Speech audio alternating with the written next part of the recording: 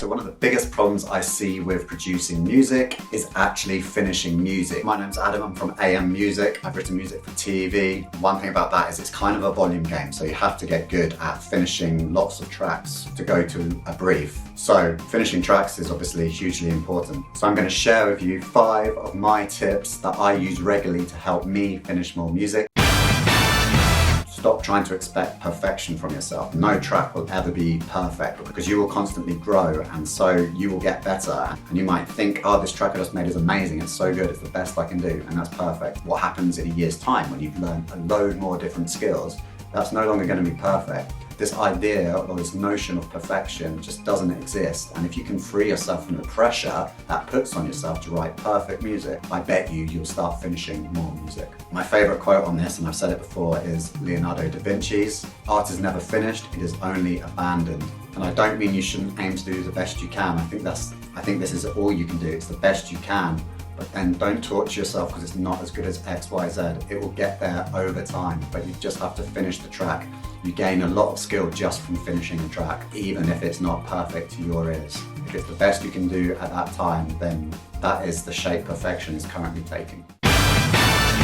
Okay, number 2, the 16-bar loop curse. So many people get stuck, and myself included. They just are able to write 16 bars of music and then they don't know where to go from there. And I have a theory, I have a workaround that I use for this, and it's not to build up your tracks too much on top of each other. Like if you have an idea, maybe just get the basic idea down and call that your A section, so your first section. And if you can, in the same session, write your B section, because that's your second section. And then you've got one idea and a second idea. And from that, you can then fill in the gaps of like intro, outro, bridge. But if you've got 2 main ideas, once you have those 2 in one project, I'm pretty confident that you will be able to finish more stuff.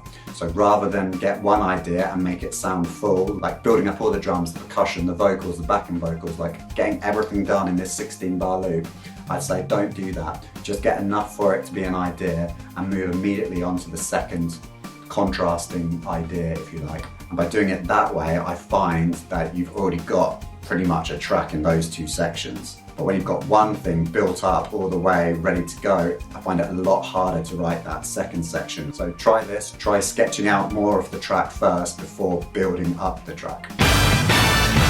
Quit while you are ahead.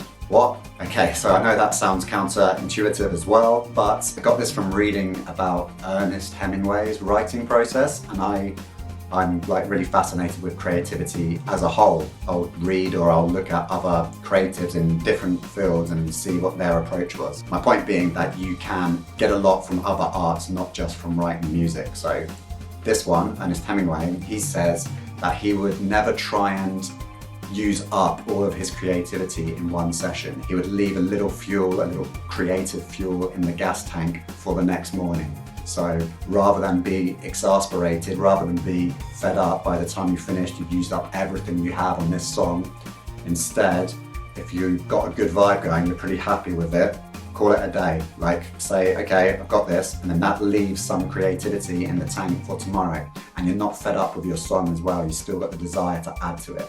So give this a try. And I know it goes against the whole hustle, hustle, hustle mindset, but I think it's really good. Number 4, name your song early on, and don't call it something like Funky Bassline 23 part, and don't call it Funky Bass number 23. But if you can kind of just sit there and think, what does this sound like? If you've got an idea together and you start thinking, well, what does this remind me of? What does this sound like? What's driving this?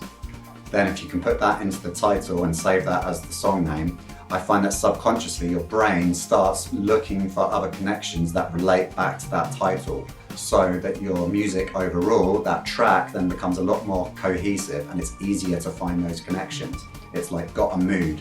Whereas if you leave it blank or just like Untitled Project or Fat Beat 219, like that doesn't really mean anything on an emotional level. So try this. You'll start finishing more songs because your brain's working towards a goal. It's got a picture, it's aiming for something. Okay, number 5. Yeah, good artists copy and great artists steal. I've heard this quote before, and I think it might have come from Picasso, but I'm not sure. Maybe you can help me out in the comments. While I would never advocate stealing like a melody, because you're just going to get yourself in trouble, but I did have a mentor who told me many years ago, and this was at one of the first record labels I worked at, and he said when he was struggling to finish tracks, what he was struggling with often was the arrangement. So what he would do is just literally copy the arrangement, as in kick drum comes in after 16 bars, hi-hats come in after bar 30, bass comes in bar 48, drop 64, whatever it might be. He would then have the same instruments dropping in and out at the same times. Completely different melodies, harmonies, vocals, whatever, but just for him to get over the issue of getting the arrangement right, it meant he didn't have to think about it. So he would take his favorite track and just copy it.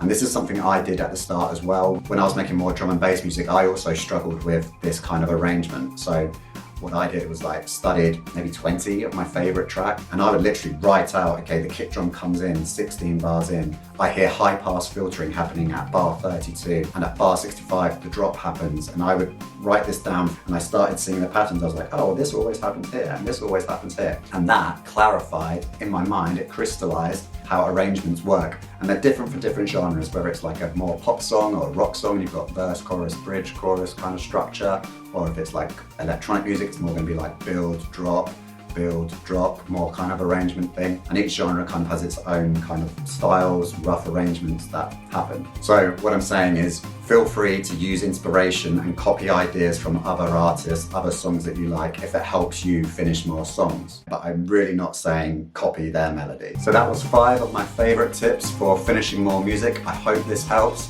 If you have any of your tips that you use to finish more music, let me know in the comments below. And I'll see you soon. Please like and subscribe, and I'll see you later. Bye. Ciao. See you. Over and out from the Granny Studio.